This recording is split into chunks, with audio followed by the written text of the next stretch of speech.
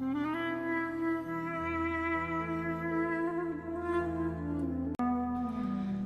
الله اجورنا و اجورکم و مصابنا بالحسین علیه السلام و جعلنا و ایاکم من الطالبین لثاره علیه السلام. این شعار رسمی غیر از اون سابقه اجر و عبادی، سابقه سیاسی و مبارزات مستمر رو ما نگهبانند.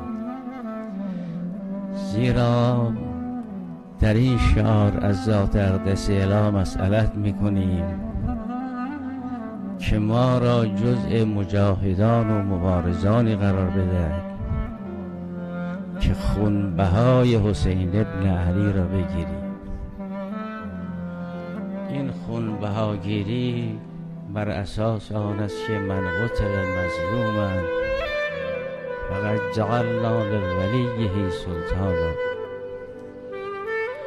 اون بیان نورانی رسول گرامی علیه و علی آله آلاف التایید و سلام که فرمود انا و علیان ابا و هذه الامه، ما گفتیم لبیک.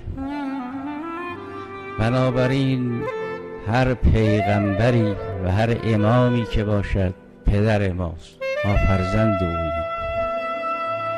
و اگر از ما بپرسند و جعلنا و ایاکم من الطالبین لثاره، برای چه؟ میگیم پدر ما رو شهید کردن. و کسانی که راه قاتلان پدر ما را طی میکنن، همکنون ما باید خونبهای پدر را از اونها بگیریم.